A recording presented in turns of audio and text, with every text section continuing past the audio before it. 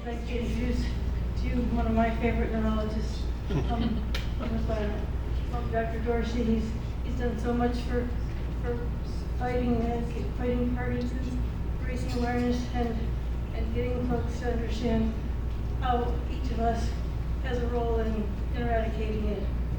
So, without further ado, Dr. Dorsey, please bring it on.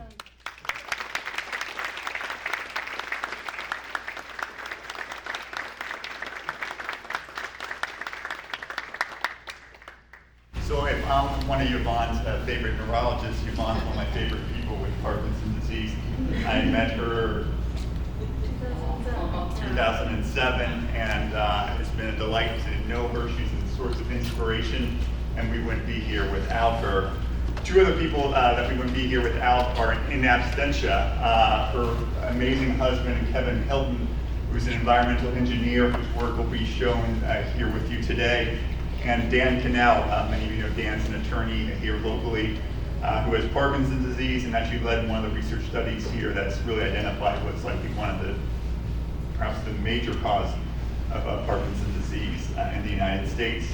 As many of you know, we have a book that just came out on Tuesday. Thank you very much for all your enthusiastic support. That book would not have been possible without three individuals, two of whom are here today. One is Catherine Murphy in the back, who is an outstanding research coordinator, helped us do all the figures and 60 pages of references at the back. And she was assisted mightily by Sarah Hussein, who is a first-year medical student at the University of California, San Francisco. The best part of the book is nothing to do with me. It has to do with Monica Perino, or is Monica? There's Monica, who wrote the Parkinson's 25 and put all the visual graphics to make it very easy to understand. So 25 things. If you already have Parkinson's, unfortunately, this gives you 25 things that might slow your rate of progression. And if you don't have the disease, you don't want to get it, it gives you 25 things to lower your risk. And then I have to thank my wonderful assistant, Rini Marcello, who makes all of this happen and lets me be in all these great places. And then there's a lot of people in this community who have made this book possible. Some of them, their stories are shared in the book, and numerous friends and family members are here. Some of them teach me, including on a bicycle ride today. And then I have outstanding neighbors who are hosting us here in Rochester. And none of this would be possible without my wife, Sina, who, if anyone knows us, I'm her husband everywhere we go. She's the driving force for our family of 6 with 4 sons. So with that, I want to tell you a little bit about the Parkinson's Plan, our goals, what we'd like to do here and what we do as a community, and our progress to meeting those goals. So first of all, Parkinson's disease, as many of you know, is one of the world's fastest growing brain diseases. These are data from the Global Burden of Disease study estimating the number of people with Parkinson's disease. In 1990, the estimate was 2.6 million people were affected. And in 2015, 6.3 million. And in 2021, 11.8 million. And that's why this room, unfortunately, is full. No other brain disease looks like that. Not Alzheimer's, not ALS, not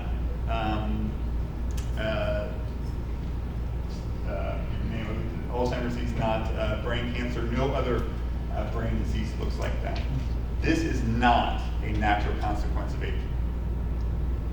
Parkinson's disease is not a natural consequence of aging. It's an unnatural consequence of aging. And when Michael Oken, my fellow author, and I look at that, we see that as our report card. So we want to give you a nice introduction, say I'm a nice neurologist, right guy, and I do that as my report card, and that says I'm failing. And that Michael and I, we open the book, we say that we're failing the Parkinson's community because this has happened on our watch, and we don't like it.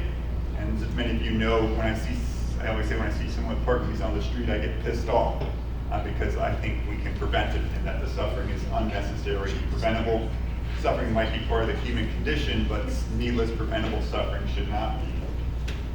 So Michael and I are directed that anger sometimes into a plan, a constructive plan to 1, prevent the disease, 2, learn why the disease begins, 3, to amplify the voices of all of you who are affected, because the people who change the course of diseases, whether that's polio, whether that's HIV, whether that's drunk driving, are people most directly affected by the disease. It is not neurologists, it's not trauma surgeons, It is people who are most directly affected by the disease who change the course of it.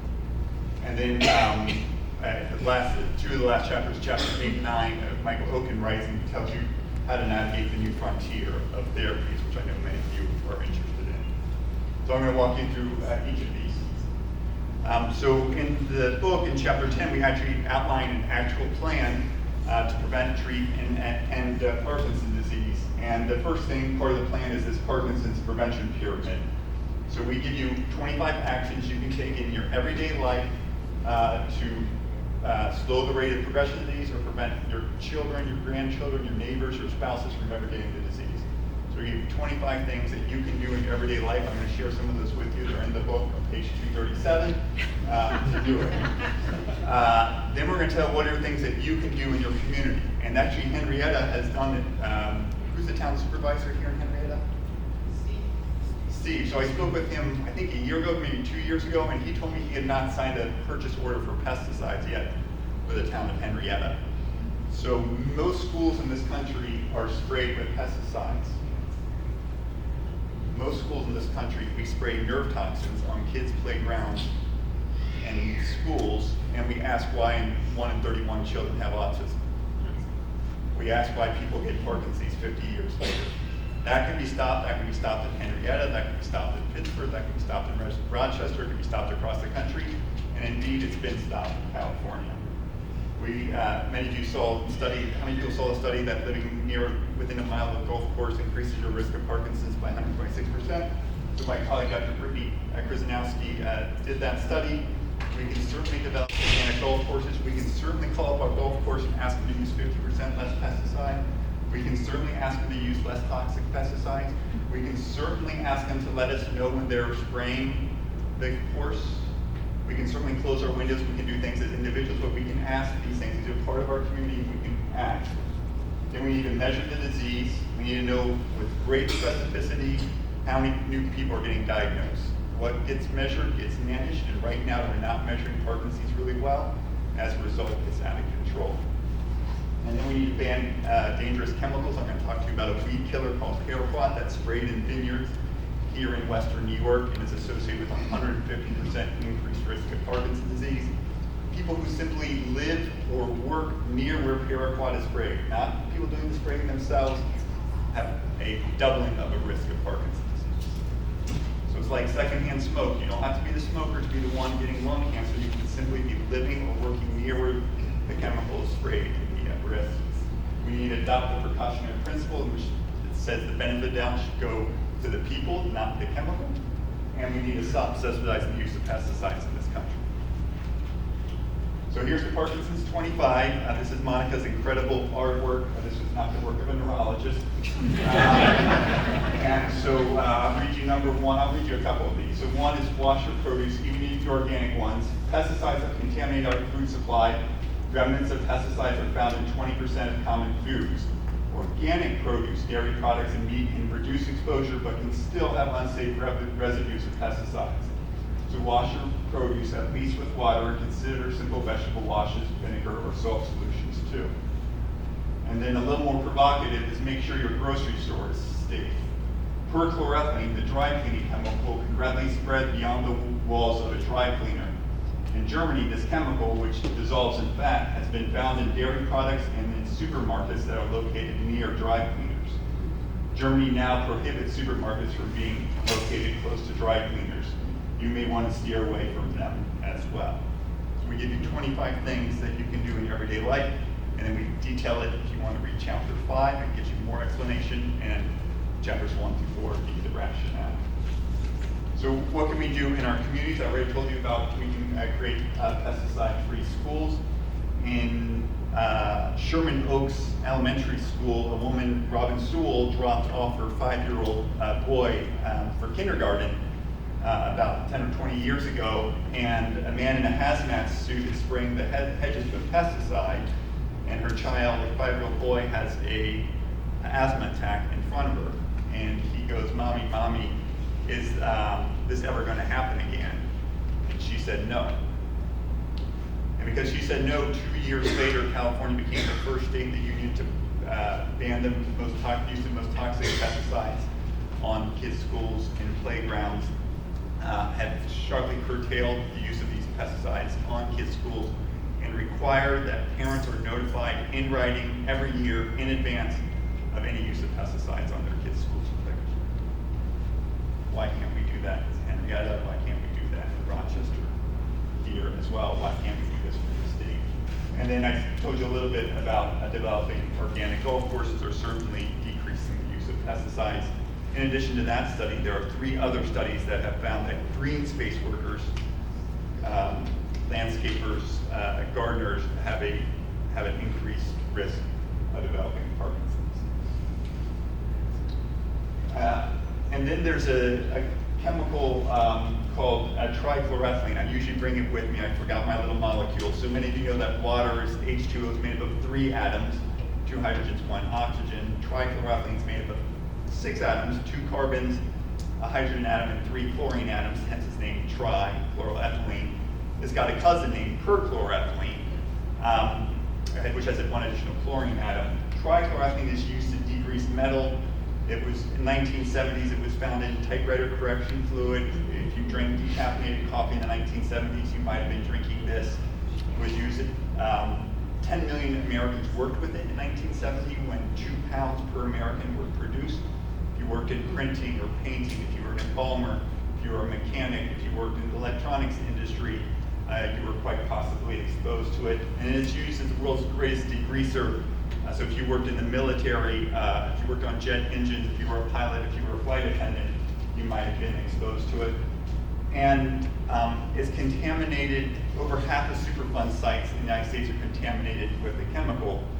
So many of you know Love Canal, in Buffalo, not too far from here, was the first Superfund site that was contaminated. It's actually contaminated with this chemical and others. And today, over half of the Superfund sites in the United States are still contaminated with trichloroethylene, which is often abbreviated TCE.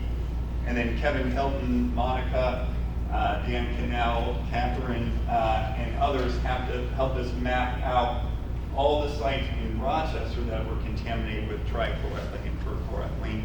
And there are 134 sites contaminated with this chemical in Rochester.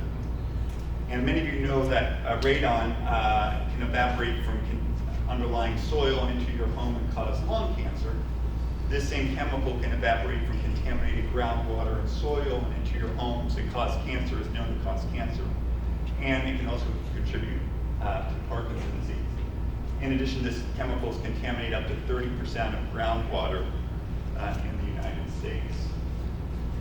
And so Dan Cannell, the attorney I mentioned, who's one of the founders of RPN, I asked him as I often do, why do you have Parkinson's disease? And he said, I don't know, but a lot of people in my law firm were sick.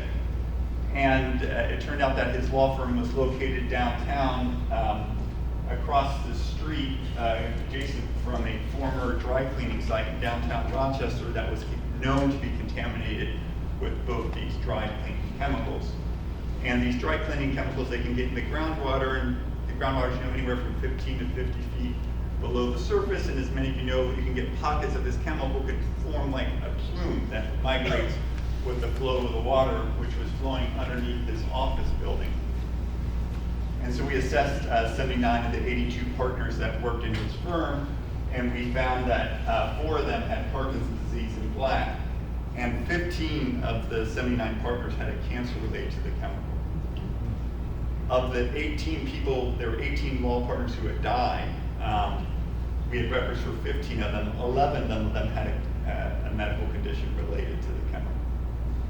We looked at a comparison group of attorneys who weren't partners in the firm, and we only found 1 individual with Parkinson's disease, which is about what you'd expect by chance, and only 4 had a cancer related to the chemical. But these sites are like everywhere, so you guys know this sign? People have driven past this, probably everyone in this room. This is on Monroe Avenue, like right before the Erie Canal. Up here is Wegmans is over there. There's a little shopping mall here. And this is the same. You will see the site. So it turns out that this site was a former site of a metal plating and printing operation that used trichloroethylene from 1956 to 1979. In 1985, which was likely using trichloroethylene. A new owner takes over the property in 1985, so no more metal plating going on. They wanted to do some kind of expansion to the area, and as part of that, they had to do environmental testing. So in 2012, they found elevated levels of TC in the groundwater in the soil. The safety standard is 5 parts per billion. They found 130,000 parts per billion. So to give you context, people know about the Marine Base Camp Lejeune in North Carolina, that's contaminated with the same chemical. This level of contamination is more than Camp Lejeune. And it's in Pittsburgh. So if you were working in this building, you were quite possibly being exposed to it, because in 2013 they tested the indoor air of the building and they found it to be contaminated throughout the building. Now, this is just records based on public records, so I don't know how soon it was contaminated, but you can imagine it could have been a year, it could have been decades, it could have been generations of people breathing in this chemical at unsafe levels. In 2014, the nice thing is you can put it readily, just like how many people had a radon remediation system put into their home. It just sucks the air from underneath your foundation and vents it above. It costs about $2,000 per home, and they put a sub-slab depressurization system, and subsequent testing was below safety guidelines, was satisfied safety guideline. All preventable, all readily addressable, but this is everywhere. If this is happening in Pittsburgh, near Pittsburgh Wegmans and the Erie Canal, think about where else this is happening. So I told you what we need to do. Those are actually nationally. I told you what we need to do in the United States. It turns out this pesticide called paraquat. How many people heard about paraquat? So this is a weed killer. It's considered among the most toxic weed killers ever created. It kills the weeds that Roundup doesn't. It's so toxic it's been used to commit homicide and suicide. It's sprayed on corn, cotton, soybeans, and vineyards. It's sprayed throughout the United States, including here in Western New York. I told you earlier it's associated with a 150% increased risk of Parkinson's among farmers who use it, and a doubling of the risk among people who live or work near it. Also in the United States, the 2 crops that are subsidized with the most money for agricultural subsidies, which are at least $15 billion, are corn and soybeans. And the 2 crops that are on which paraquat is sprayed the most in the United States are corn and soybeans. So we're essentially providing subsidies to use a pesticide that's linked to Parkinson's disease on corn and soybeans in the United States. 99% of agricultural subsidies are for so-called conventional farming that uses pesticides. Only 1% is for organic. So when people ask about the cost of organic produce, we should think, why is that the case? The second part of the plan is to learn why the disease begins. And so why is this important? Well, how many people want to see a cure for Parkinson's disease? Can anyone name a disease that we can cure medically where we don't know its cause? Yeah. I'm sorry. We can't cure autism though. So a prerequisite to curing a disease, whether that's hepatitis C or stomach ulcers, do many people remember stomach ulcers? So it used to be in the 60s, even when I was in medical school, bleeding ulcers was really, really, really common. Remember what people thought bleeding ulcers was due to? Stress. And so what did they tell you to do? Drink. Okay.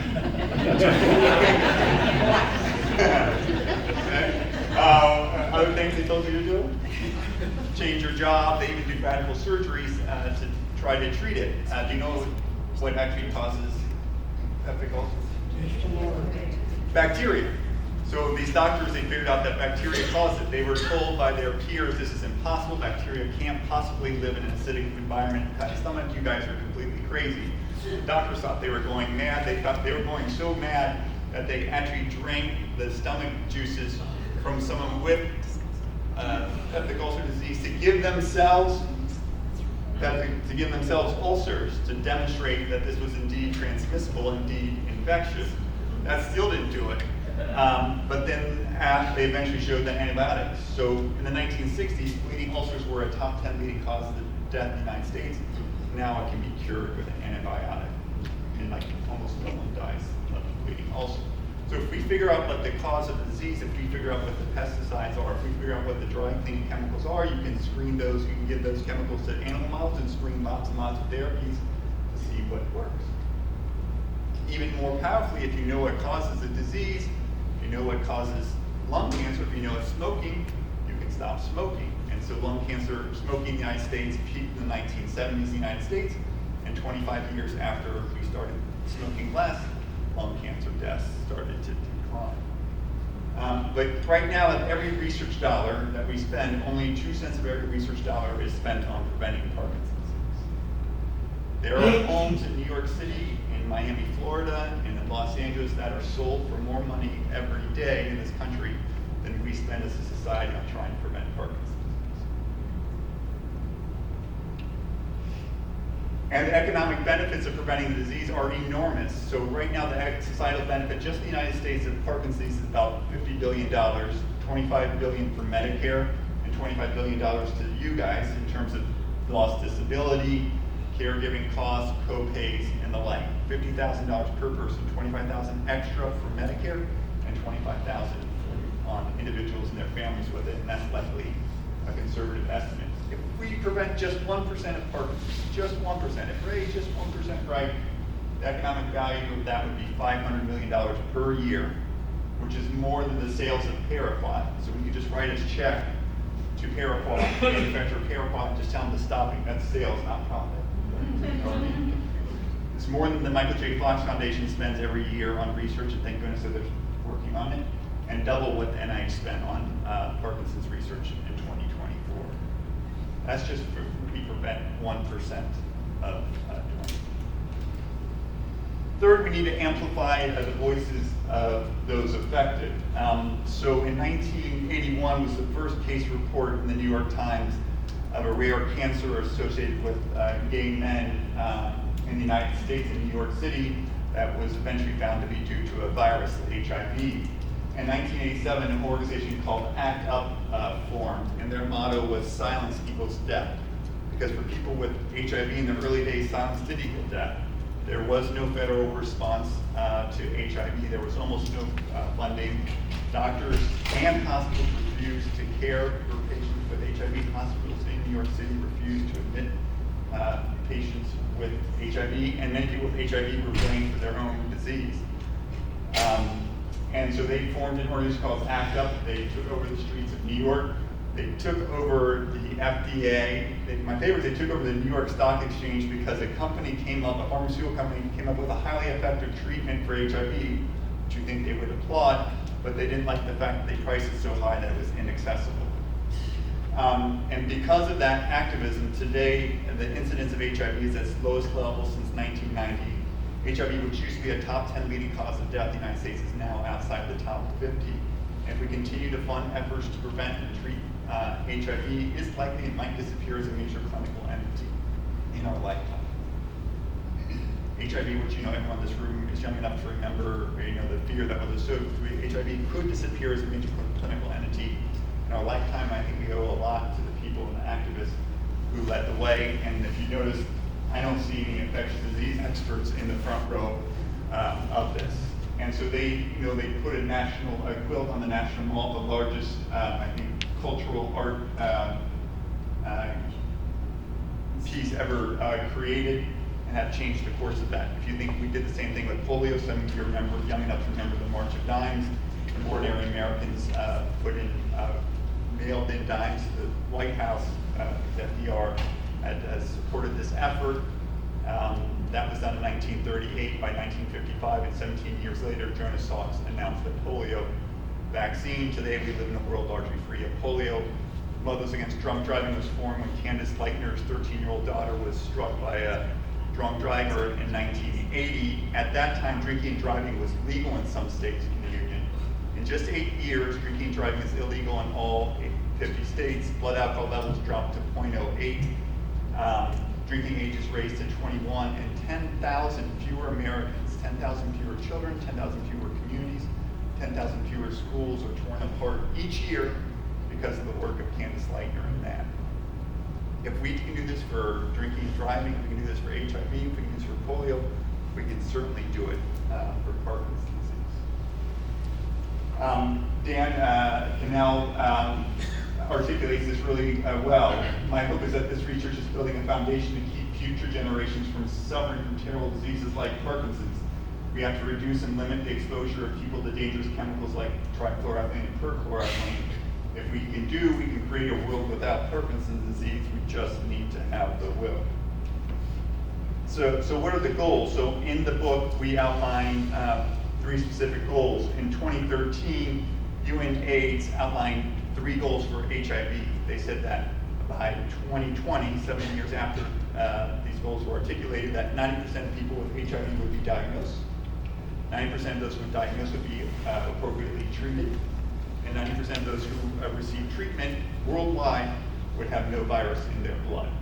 And so we thought that was a great model, so we came up with 3 goals for, navigate the frontier of new treatments. The chapters 8 and 9 were about the new frontiers of treatments for Parkinson's disease. So we articulated 3 goals for 2035, so 10 years from now, what can we do? Michael Oken wants to say that everyone with Parkinson's should have access to levodopa. If 90% of people can have access to HIV drugs, which are complex, sometimes have adverse effects, and can be quite expensive and difficult to administer, 100% of people should have access to levodopa, which is a simple pill that's been around for 50 years, very safe, effective, and easy to take. Yet there are many countries throughout the world who don't have access to levodopa. If we don't find it acceptable that people with HIV go without treatment, we should not find it acceptable that people with Parkinson's disease go without treatment. The 10 is that we increase research funding 10 times the amount. Right now, last year, HIV received $3 billion of NIH funding. HIV affects 1.2 million Americans. Parkinson's, which also affects 1.2 million Americans, got $250 million. We've seen what increased research funding can do for HIV. The same thing could happen. We're not going to get major breakthroughs by spending just $250 million on Parkinson's disease research, and we increase not just 2 cents of every research dollar going to prevention, but increase that to $2. And then in 2035, we'd like to see the number of new cases with Parkinson's in the United States and the world stop to rise. That there is a 0% increase in the number of new cases of Parkinson's disease, adjusted for age. So is this possible? It turns out that in Europe, where they have banned paraquat, where they have banned trichloroethylene, where the level of pesticides in people's fat has been dropping 75 to 90%, where the air is 50 to 90% cleaner, the number of new people diagnosed with Parkinson's in the Netherlands, in Rotterdam, the city of the Netherlands, dropped by 60% in the span of 20 years. A 60% decline in just 20 years.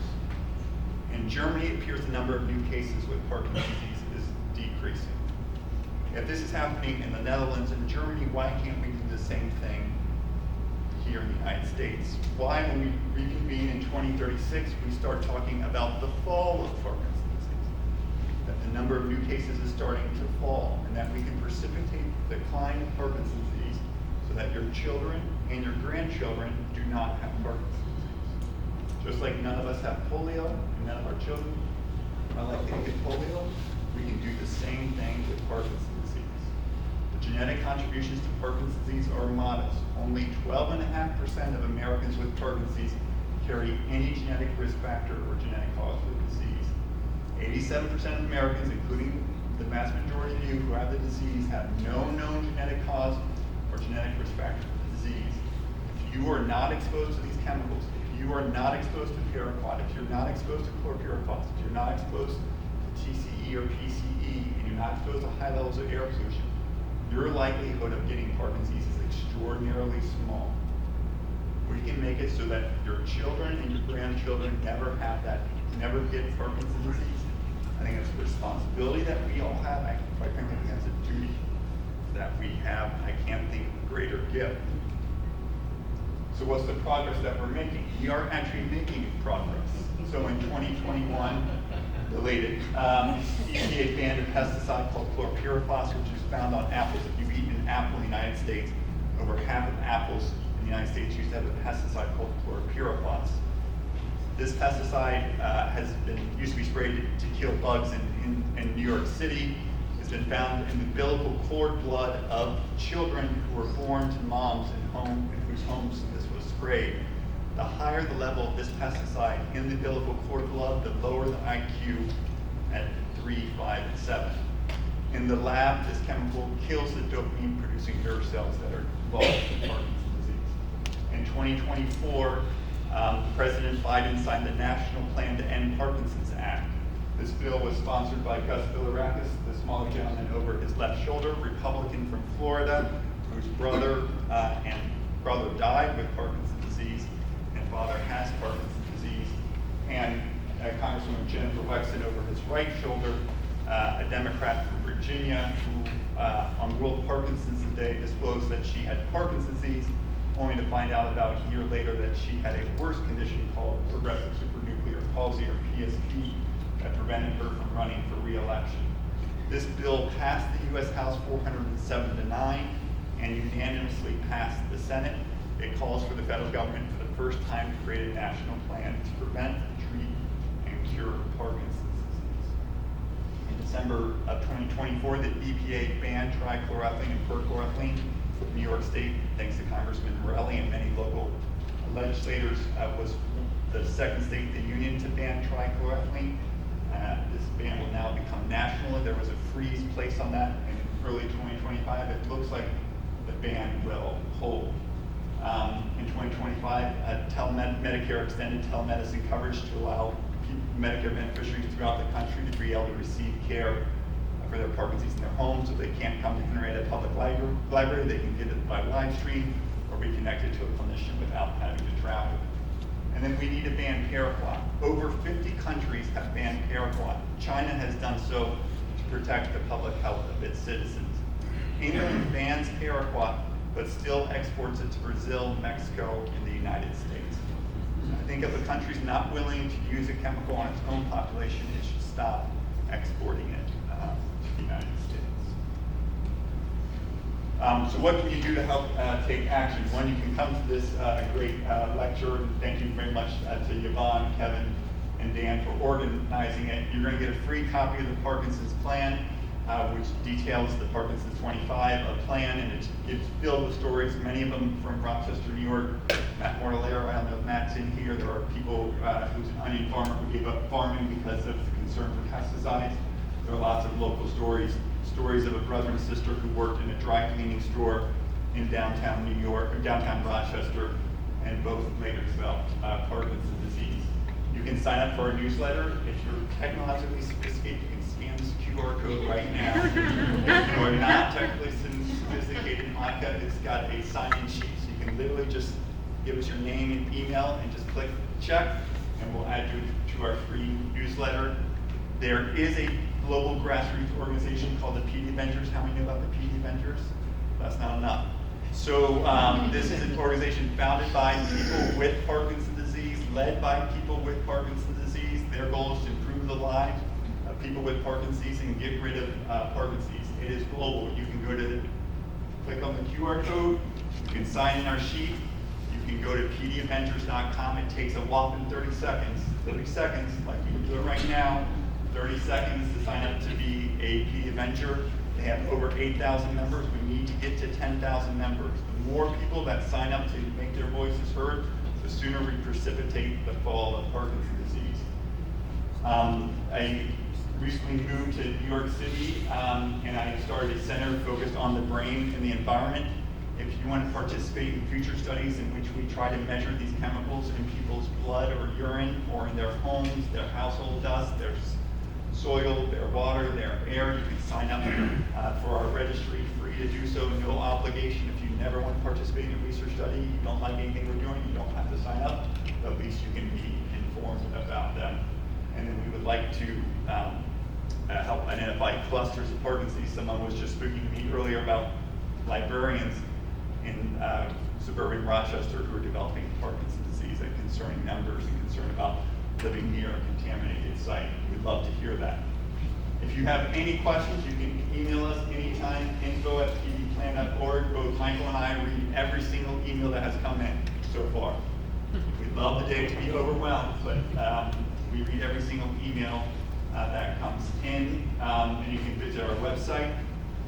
Thanks to the generosity of donors, I won't name names, but there's some great donors in this room who are going to allow us to make books freely available, including the books today, and eventually we'll make it so that anyone, anywhere in the United States, and quite frankly around the world who can't afford a copy, can get one for free. We're planning to announce that sometime soon. So this is the way how to take action. You can do that right now. Oh, here's the sign-up sheet. I'm giving it to Monica. She'll make sure that this happens. And then finally, so Rochester has led movements. My wife and I lived here for 17 years. I've actually now lived in Rochester for longer than at any other place in my life. And I find it quite remarkable. The three most prominent citizens of Rochester are a single woman, a former slave, and likely a homosexual man. And they've changed the course of society. You know, women have the right to vote for the last 100 years because of Susan B. Anthony. We got rid of slavery because of Frederick Douglass, and we have a culture of philanthropy because of people like George Eastman.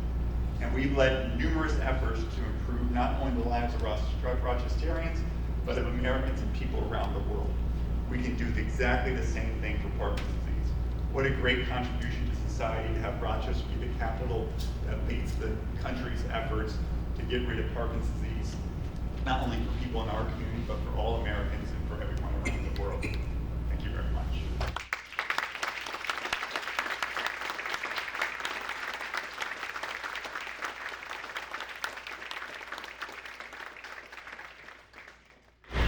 So we have time for questions, and Monica's coming around to. Yes, sir. You mentioned pesticides.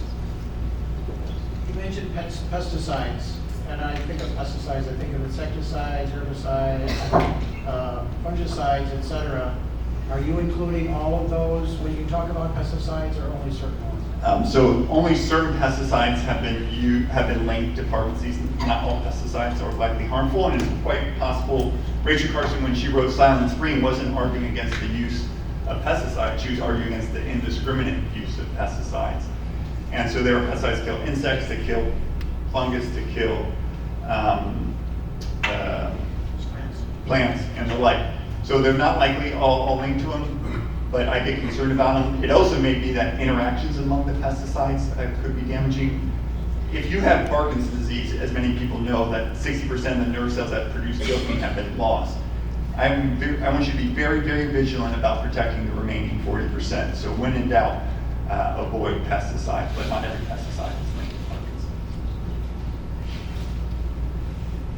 Parkinson's. Compared to other diseases, is Parkinson's misdiagnosed or not diagnosed at all? And if so, does that actually underestimate the impact of the disease? Yes, so Ian, thanks for the question. So one is, the rise is not due because we're better at diagnosing it. We're certainly better at diagnosing some conditions like multiple sclerosis. Some of you know it's something that's hard to diagnose, but we have MRI that's made it much easier to diagnose. But Parkinson's is growing like this and multiple sclerosis like that.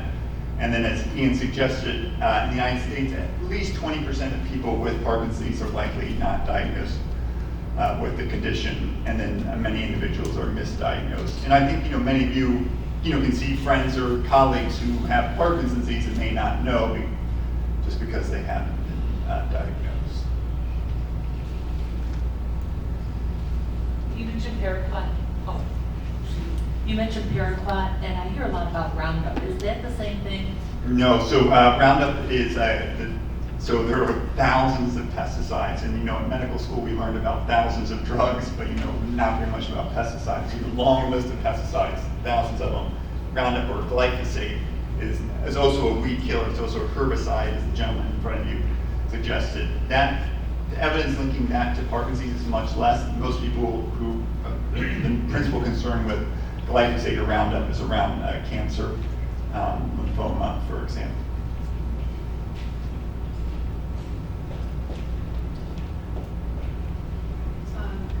My son and our family, we grew up with our son playing on the golf course right behind our house. And I'm just wondering if you have any projection in terms of how likely someone is to develop Parkinson's disease based on being exposed. Being exposed. So one, it's associated with the doubling of the risk, but the baseline risk of getting any disease is relatively low. So the baseline risk of Parkinson's disease is somewhere between 1% to 3%. So vast majority of people living near a golf course are not going to develop Parkinson's disease. Nonetheless, you probably want to decrease your exposure. If you've had exposure, we give you 25 recommendations to change the course. So I'll give you an example. So everyone knows that smoking causes lung cancer, but within seconds of stopping smoking, your heart rate decreases. Within minutes, carbon monoxide levels in your blood drop. Within months, coughing and shortness of breath decrease. Within a year, your risk of a heart attack diminishes. Within 10 years, your risk of getting lung cancer has halved. Why could the same thing be true for Parkinson's disease? So farmers who have been exposed to it, or people who worked on golf courses, or lived near golf courses, if they stop getting that exposure, could this reduce their risk of getting Parkinson's disease in the future? Similarly, if you get lung cancer and you still smoke, what's the first thing the doctor's going to tell you to do? Stop smoking. But if you're a farmer and you get diagnosed with Parkinson's disease, what should the neurologist be telling you to do? Stop getting exposed to pesticides. So many people know some people with Parkinson's disease have a slowly progressive course and some have a very rapidly progressive course. One reason for that difference could be that the people with the slowly progressive course are no longer getting exposed to the toxins, no longer live near the golf course, no longer are farming, no longer drinking water from wells that might be contaminated with pesticides, no longer breathing in polluted air. So we're hopeful that these 25 things might favorably change the course for those who already have the disease. Yes, ma'am. Under our current Secretary of Health and Human Services, funding for research has been, and I don't need to finish that sentence, are you seeing it play out, or do you anticipate it playing out with your research? It certainly affected my colleagues. I was just speaking to one of my colleagues who does work looking at cerebral malaria causing brain disorders in Zambia and Malawi. She spends half her year there trying to prevent neurological complications from that. It has certainly affected numerous of my colleagues. Listen, there's a political movement that chemicals in our food, water, and air are contributing to chronic diseases. I think that's actually correct. I think chemicals in our food, water, air are contributing to Parkinson's disease, and that's a poster child for these chronic diseases. We just need to say, if that's true, then what actions are we going to take to address it? And right now, I think we've heard a lot of talk, but very little action on that front.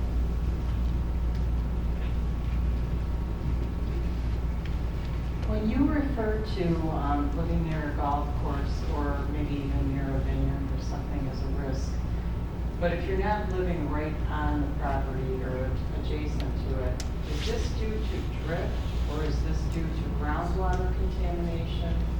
I'm just curious about that. So the study of the golf course was looked at people who lived on golf courses in the other Rochester, in Rochester, Minnesota, where they have really good data on the number of new people diagnosed with Parkinson's disease.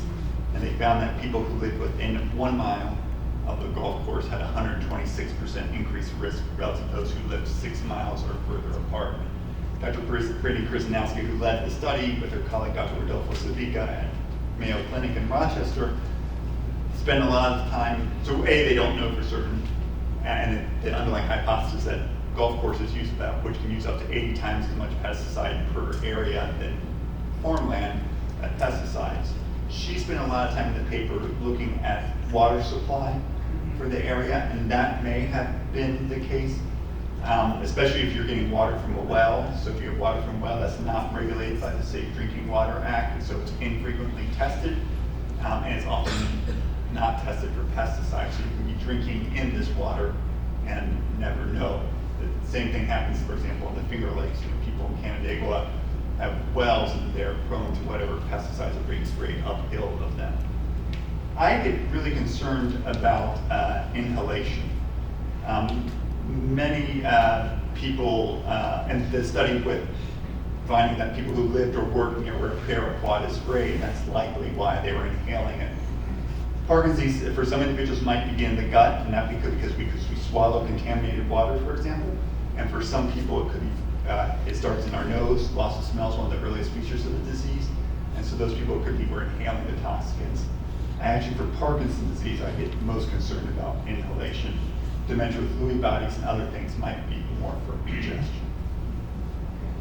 I actually have a part two to that question. So we live in a county that mandates that we get notified if our neighbors are opting to spray, which is great, except that what do? I mean, put on a hazmat suit.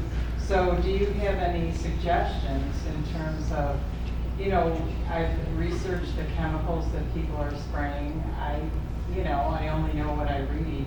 What recourse do we have? So hopefully when people have to do this, they stop using it, gives them pause. Second, you can maybe talk to them. Third, you can close your windows. Yeah. Fourth, you can get an air purifier for your home. So we have an air purifier in our bedroom and an air purifier in our living area. So that can help decrease exposure to it. Okay, thank you. Do you recommend a water purifier as well? Yes, so you'll see that in Parkinson's 25. Hi. Hi, how are you? Great, this is excellent. Thank you so much. So let's say you're planning to spend your Labor Day weekend in the Finger Lakes going to fingers. Is there a database where you can see what different organizations are spraying? Is it as simple as calling them up and asking? What is kind of your recommendation for that? I don't know right at that level. The U.S. Geological Survey has a map that you can see nationwide what pesticides are being sprayed and what amounts in different parts of the United States. That data goes about to 2018, so the amount of paraquat sprayed in the United States in 2018 was double what it was 5 years earlier. I don't know if you can get quite down to that level. I think it varies by state.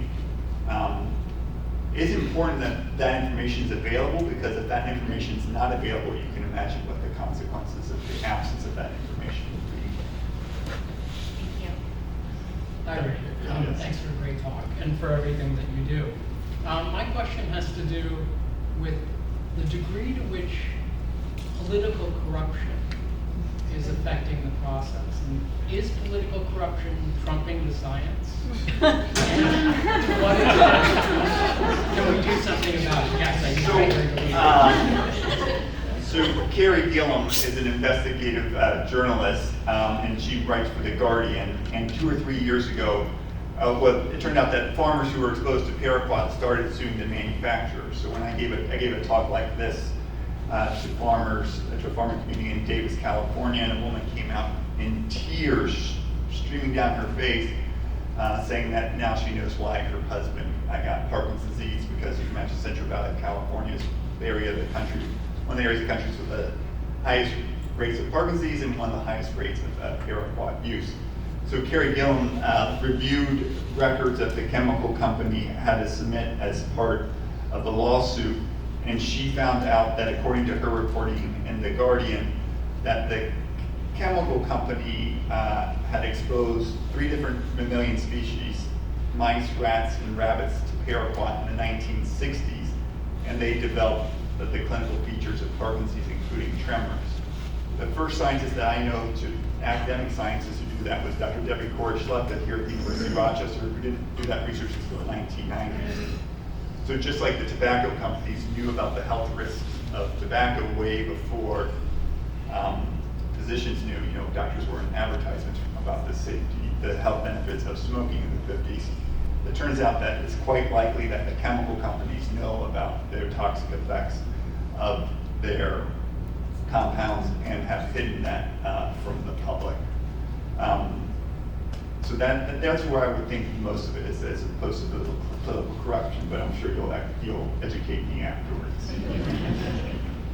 I have a question too. I'm just wondering what the data or research is. If you're diagnosed, say, in your 70s, does it mean you were exposed in your 50s? If you're diagnosed in your 50s or you are a kid, does it mean you're going to wait 50 years till the symptoms appear? I think the seeds of these diseases are planted early. I think they're planted very early. So Brian Grant is a former NBA basketball player who was diagnosed with Parkinson's at age 36. Actually played an NBA season with tremor in his left hand. He couldn't jump off his left leg as well. And it turned out he was a 3-year-old boy at that Marine base Camp Lejeune when his father, a Marine, was stationed there. So when he was 3 years old, he was drinking that chemical and then likely 30 years later developing Parkinson's disease. My colleagues, Dr. Caroline Tanner and Sam Goldman, looked at Marines who served at Camp Lejeune and compared them to Marines who served at a less contaminated base called Camp Pendleton, California. And the Marines who served at Camp Lejeune had a 70% increased risk of developing Parkinson's disease. But when you serve as a Marine at Camp Lejeune, which is for training, the average age was 20. The average duration of exposure was just 25 months. Yet 33 years later, they were developing it.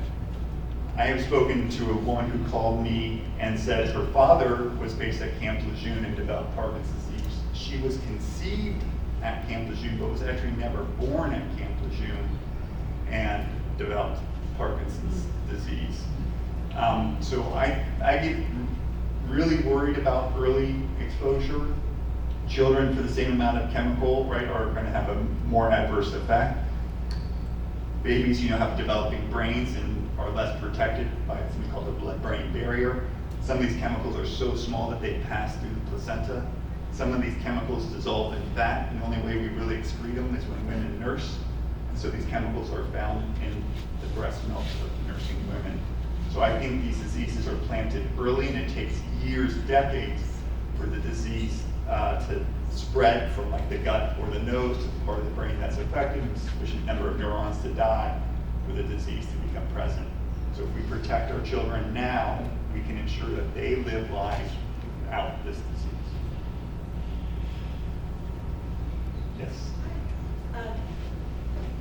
I'm very concerned about the dry cleaners, and there's so many young people who that's their first job. Is there anything, educating folks working at these places and exposed to such toxic stuff? Yeah, so do you guys know why we use dry cleaning?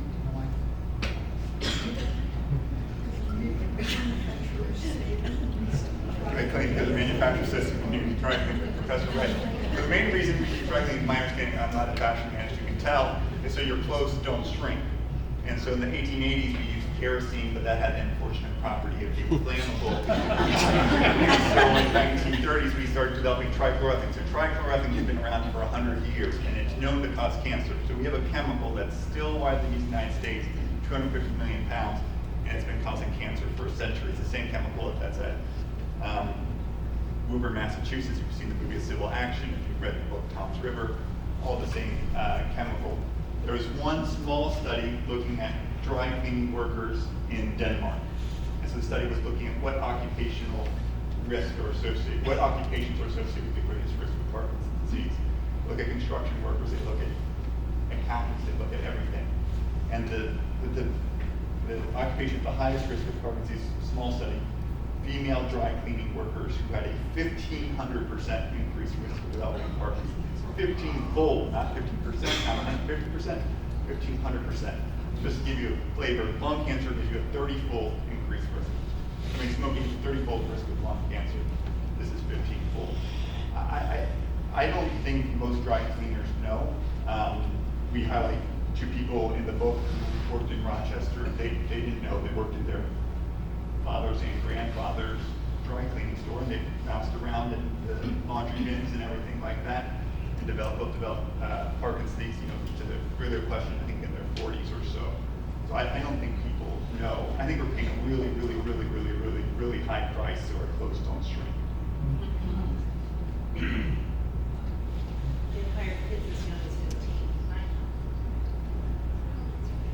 My understanding is that New York State is developing a Parkinson's disease registry. Do you know the status of that? I had heard earlier that by fall this year.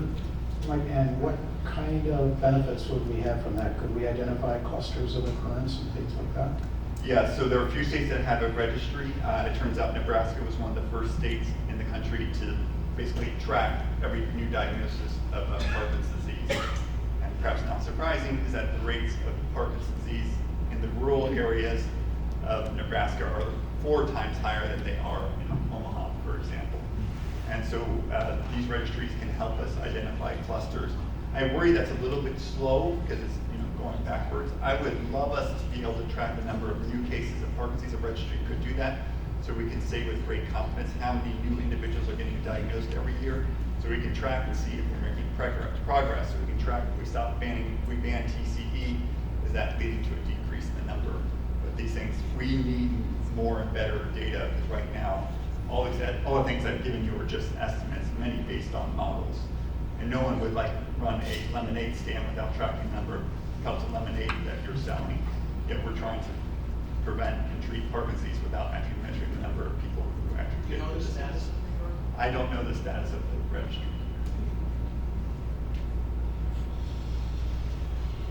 But maybe 1 or 2 more questions. We have 2 more questions and then we'll take a break.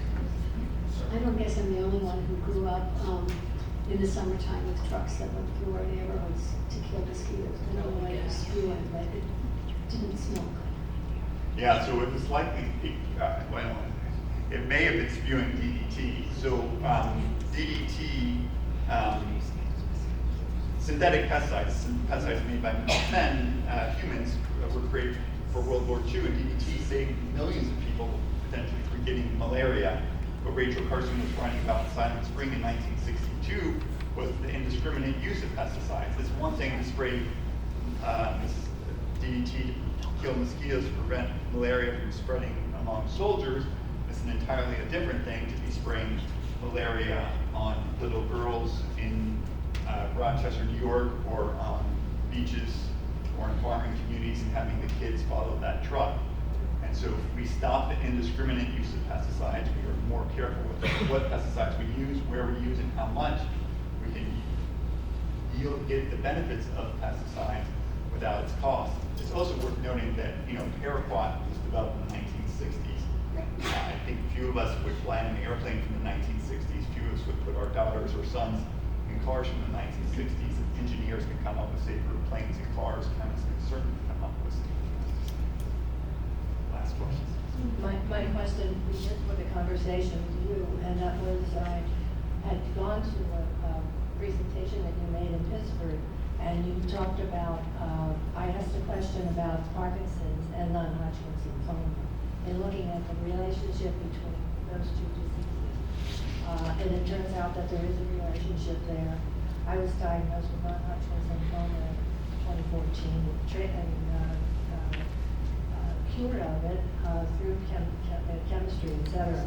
But I went back looking at relationships with other serious diseases that I had in my adult life. The first one, I was 22, and I had in my first marriage a miscarriage, and the miscarriage sent me to NIH for treatment and a cure. And then I had a couple other cancers, and then non-Hodgkin's lymphoma, and lastly I had Parkinson's, a diagnosis.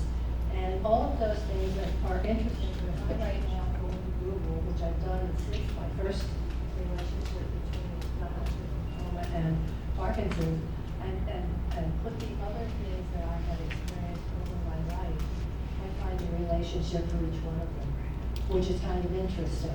And I think it's related, we talked about this also, with the zip codes where I lived, and I started to look at, as I went through life, where I lived and what things were available there that might have caused these things to happen. And I'm not complaining about this, by the way, I'm just. And so Ms. Smith highlighted the fact that she's now had Parkinson's, she's had non-Hodgkin's lymphoma, and she's had miscarriages. So as much as I care about Parkinson's, these chemicals don't just cause Parkinson's disease. So trichloroethylene at Camp Lejeune led to so many miscarriages that there is a cemetery on the marine, right off the marine base, how it is called, because so many people had miscarriages. TCE causes cancer. The EPA says it causes cancer by all routes of exposure. It causes liver cancer, renal cell cancer, and non-Hodgkin's lymphoma most prominently. If we get rid of these chemicals, not only do we get rid of Parkinson's disease, we get rid of ALS, we get rid of Alzheimer's disease, linked air pollution, we decrease the number of kids with autism because we stop spraying pesticides with schools, we decrease the amount of cancer, 100 years of cancer, 100 years, a century of cancer from trichloroethylene. If we get rid of these chemicals, we get rid of tons of diseases. We stop spending $1 out of every $5 of our GDP on sick care. We allow people to live longer, healthier lives at much less personal and societal costs. And one last thought, when I had my treatment extra for non-Hodgkin's lymphoma, they went back and were able to find the NIH research that was done on miscarriage, Yeah. which was 20 or 30 years before. If you look, you're going to see it, and you're going to see that these diseases are not accidents. They aren't just, most of them aren't just due to chance. Diseases have causes. When we find out the causes, we get rid of the diseases. Great, really.